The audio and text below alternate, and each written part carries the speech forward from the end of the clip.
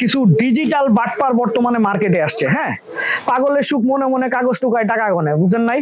পাগল জীবনে মানুষ হবে না। কবুতর মাঠে যখন পাল্লা দিতে নামা হয় তখন বোঝা যায় ভাই রাস্তা কত কঠিন। অথবা আমি যদি ট্র্যাপিং এর গেটও খুলে দেই, সাথে সাথে ঘরে ঢুকে যাবে। এগুলো হচ্ছে একটা বুদ্ধিমান কবুতরের লক্ষণ। দেখেন, এটা হচ্ছে বুদাপেস্টের খালাতো ভাই, মানসিক ভাবে ভাঙা পড়ছে ভাই, গার্লফ্রেন্ডের দুঃখে কষ্টে বেচারা শেষ।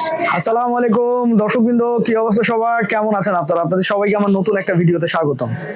দর্শকবৃন্দ, আজকে বেশ অনেকগুলা বাচ্চা কবুতর বাইর করলাম, 11টা বাচ্চা কবুতর বের করছি এবং বর্তমানে এত বেশি পক্সের যন্ত্রণা, এর মধ্যেই 11টা সুস্থ সবল বাচ্চা বের করা ভাই বিশাল বড় চ্যালেঞ্জের কাজ ছিল। তো এই বাচ্চাগুলোকে বর্তমানে আসলে আমার ধাপড়ির ছাদে আমি রোদ দিছি। তো এই বাচ্চাগুলো অলরেডি রেডি হয়ে গেছে। আজকে পাখায় টেপ মারবো, পাখায় টেপ মেরে তারপরে খাঁচায় নিয়ে আসবো।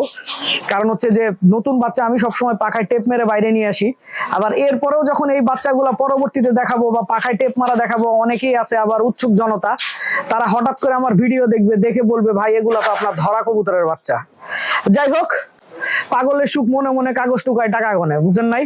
পাগল জীবনে মানুষ হবে না, আর এদেরকে বুঝাইলেও বুঝবে না।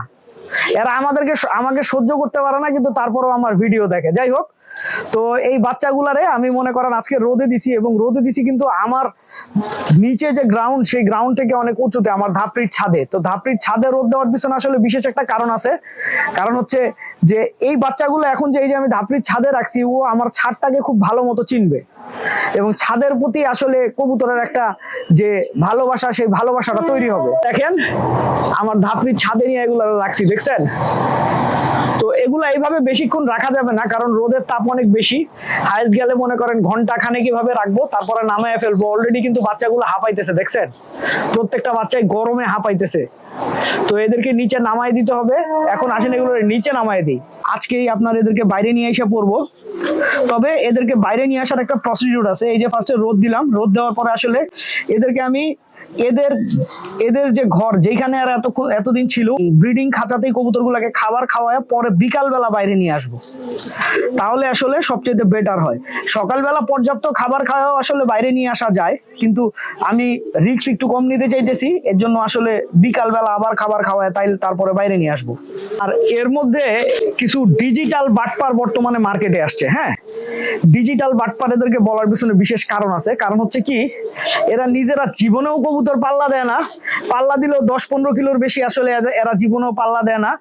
এরা করে কি, নৌসুন্দির হাট থেকে যায় কবুতর কিনে। তার মানে আশেপাশের হাট থেকে কবুতর কিনে না, নৌসুন্দির হাট থেকে যায় কবুতর কিনে, যেন মনে করেন কেউ তাদেরকে চিনতে না পারে।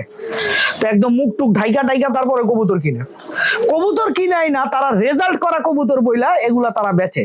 এখন আমার প্রশ্ন হইতেছে যে এটা রেজাল্ট করা কবুতর, আপনি একটা কবুতর বিক্রি করলেন, ঠিক আছে, আপনি একটা কবুতর বিক্রি করলেন, দিয়া বললেন এটা রেজাল্ট করা কবুতর, এটা কি আপনার বাসায় রেজাল্ট করছে? যখন আপনি প্রশ্ন করবেন বলবে না, কালে এটা অমুক ভাইয়ের বাসায় রেজাল্ট করা। তো অমুক ভাইয়ের কবুতর আপনি বেচতেছেন কেন? আমি ওনার থেকে কিনে নিছি। একটা রেজাল্ট করা কবুতর কেউ কি এমনিতে বেচতে চায় ভাই? তো সে তো কবুতরটা কিনে আইনা লাভ করে বিক্রি করতেছে। এটা ন্যূনতম কমন সেন্সের ব্যাপার। একটা রেজাল্ট করা কবুতর একজন বেচা ফেলছে, ঠিক আছে, রেজাল্ট করা কবুতরের ভ্যালু আছে না ভাই? ওটা যে বিক্রি করতে চায় সে তো এমনিতেই বিক্রি করতে পারবে, সে কষ্ট করে আবার মনে করেন পাইকার টাইপের লোকের কাছে বেচবে কেন? তো এটা একটা কমন সেন্সের বিষয়। তো এই ধরনের লোকজন রেজাল্ট করা কবুতরের একটা মামুলি বাদ বানায় ফেলছে, বুঝছেন? তার মানে রেজাল্ট করা মনে হয় যেন কোনো ব্যাপারই না। ভাই, কবুতর মাঠে যখন পাল্লা দিতে নামা হয় তখন বোঝা যায় ভাই রাস্তা কত কঠিন, আর খরচ কত। কিন্তু তারপরেও আসলে নতুন যারা কবুতর পালে তারা তো অত কিছু বুঝে না, তারা এদের দ্বারা প্রতারিত হয়। প্রতারিত হওয়ার পরে আসলে আমারে নখ দেয়। ভাই দেখেন, আমি চাইলে কিন্তু আপনারা প্রমাণ সহ সুন্দর মতো সিস্টেম করে দিতে পারতাম, কিন্তু আমি আপনারা সিস্টেম করলাম না। আপনি সময় থাকতে ভালো হয়ে যান, বুঝছেন? হাট থেকে কবুতর কিনে না, কবুতর বেচবেন, ব্যবসা করবেন, it's okay, well and good, কোনো সমস্যা নাই, ঠিক আছে। কিন্তু রেজাল্ট করার প্রতারণা মানুষের সাথে আসলে করা বন্ধ করেন, বুঝছেন? নতুন মানুষ বুঝে না, পুরান মানুষের পাল্লায় বললে কিন্তু একদম চামড়া খালায় ফেলবে, বুঝতে পারছেন? এই যে বুদাপেস্ট কবুতরের বাচ্চা, এটারে তো আমার এক ফ্রেন্ড আমারে জোর করে দিছিল। ভাই, এই কবুতরটা এত ইন্টেলিজেন্ট, আপনাদেরকে বলে বুঝাইতে পারবো না। এই কবুতরটা মাশাআল্লাহ এখন খুব সুন্দর উঠতেছে বলতে ভাই আধা ঘন্টা। বাচ্চা কবুতর আধা ঘন্টা উড়লেই আমি খুশি, কিন্তু উড়ার মধ্যেও কিছু ব্যাপার থাকে বুঝছেন। ওরে যখনই উড়াই, যেখান থেকেই উড়াই, ও সুন্দর মতো আইসা আমার ধাপড়ির চালে বসবে, খাবারটা দেওয়ার সাথে সাথে কবুতর ঘরে ঢুকে যাবে, অথবা আমি যদি ট্র্যাপিং এর গেটও খুলে দেই সাথে সাথে ঘরে ঢুকে যাবে। এগুলো হচ্ছে একটা বুদ্ধিমান কবুতরের লক্ষণ। আর এই ধরনের বুদ্ধিমান কবুতর গুলা বেশিরভাগ সময় রেজাল্ট ভালো করে। এখন আমার জানা নাই এই 1.5 আঙ্গুলা বাচ্চা আদৌ ভালো রেজাল্ট করবে কিনা, পাল্লা দিয়া দেখতে হবে আসলে কেমন করে। আর এই যে দেখেন, এটা হচ্ছে বুদাপেস্টের খালাতো ভাই। এটা আমার বাসার একটা কবুতরের বাচ্চা, ওর বাবা মা দুইটাই বড় সাইজের, কিন্তু এইটা হয়ে গেছে বুদাপেস্টের খালাতো ভাই। সাইজটা দেখছেন কতটুকু হয়েছে, আর মাথাটা কত ছোট।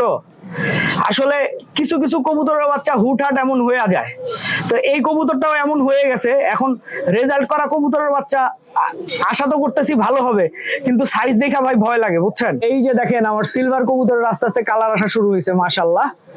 এই যে একটা সিলভার কবুতর, তারপর এই যে আরেকটা সিলভার কবুতর, এই দুইটাই সিলভার কবুতর। এখানে 3টা বাচ্চা আমি একসাথে বের করছিলাম, এর মধ্যে আসলে 2টা এই খাঁচায় আছে, আরেকটা আরেক খাঁচায় আছে। মাশাআল্লাহ 2টা বাচ্চা অনেক সুন্দর হয়েছে। মজার কথা কি জানেন, এই কবুতরের বাচ্চাগুলোর যত বয়স হবে এগুলা তত সিলভার হবে, আর পাখা এখন সাদা আছে, কিন্তু 2 দশকে যা পাখা হয়ে যাবে কালো। তো উঠতেছে মোটামুটি ভালোই। এখন বাকিটা আসলে পাল্লার খাঁচায় গেলে বোঝা যাবে পাল্লায় কেমন করবে। আর এগুলা তো আসলে আমার দ্বিতীয় লটে পাল্লায় যাবে, প্রথমে পাল্লায় যাবে না। তো এই কারণে এরা আসলে এখন মজেই আছে। আর যেগুলা সিনিয়র কবুতর এগুলার 12টা বাজতেছে পাল্লা খাইতে খাইতে। এই যে এখন যেটা দেখতেছেন সিলভার, এটা হচ্ছে ওদের সাথের বাচ্চা, ঠিক আছে। এটা নর বাচ্চা, 2টা মাদি বাচ্চা হয়েছে মাশাআল্লাহ। তো মাদি বাচ্চা সাধারণত আসলে সিলভার আমার বাসায় কম হয়, এবার আসলে 2টা হয়েছে। আলহামদুলিল্লাহ, আল্লাহর কাছে শুকরিয়া জ্ঞাপন করি যে 2টা মাদি বাচ্চা হয়েছে আর একটা নর বাচ্চা হয়েছে। মাদি যত বেশি হয় ততই আসলে ভালো বুঝছেন। আর এইদিকে তো আমাদের দোবাজ নটটার মানসিক অবস্থা খুব খারাপ, মানসিক ভাবে ভাঙা পড়ছে ভাই। গার্লফ্রেন্ডের দুঃখে কষ্টে বেচারা শেষ। আমি তো নর্মাদি আলাদা রেখে দিছি, খালি যখন একসাথে ছাড়ি তখন মনে করেন মদ ফুর্তি করতে পারে, এছাড়া তো মদ ফুর্তি করতে পারে না। তাই মনে করেন মনে কষ্ট আর আক্ষেপ, বুঝতে পারছেন। আর আমার বাসায় এবার বেশ কিছু খাকি কবুতর হয়েছে, আর এই খাকি কবুতর গুলার ম্যাক্সিমামই জুলফিকার। এই যে দেখেন, এইটা একটা খাকি কবুতর, তারপরে এই যে আরো একটা খাকি কবুতর, ঠিক আছে, এইটাও জুলফিকার কবুতর, তারপর এই যে আর একটা খাকি কবুতর, এগুলো সব জুলফিকার কবুতর। তো এবার বেশ কিছু খাকি বাচ্চা হয়েছে। তো এখন দেখা যাক আসলে এগুলা কেমন করে। এমনিতে ফ্লাই তো করতেছে অসাধারণ, বিশেষ করে এই খাকি বাচ্চাটা দেখতেছেন, এটা এখনই প্রায় 3 ঘন্টা 3.5 ঘন্টা উঠতেছে। এদের আমি তেমন কোনো যত্নও নিতেছি না, ফ্লাইং এর চেষ্টাও করাইতেছি না, কিন্তু 3-3.5 ঘন্টা উঠতেছে। তারপরে এই যে আরেকটা লাল খাকি কবুতর আছে, এটাও জুলফিকার কবুতর, এইটাও মাশাআল্লাহ মনে করেন ওইরকমই ফ্লাইং করতেছে। তো আমি আশাবাদী ইনশাআল্লাহ ভালো একটা ফলাফল আসলে আমাকে ওরা দিবে ইনশাআল্লাহ। দর্শকবৃন্দ, ভিডিওটা আমি এখানেই শেষ করবো। আর শেষ করার আগে একটা কথা বলি ভাই, দেখেন কম দামে কবুতর কিনবেন আপনারা, ঠিক আছে।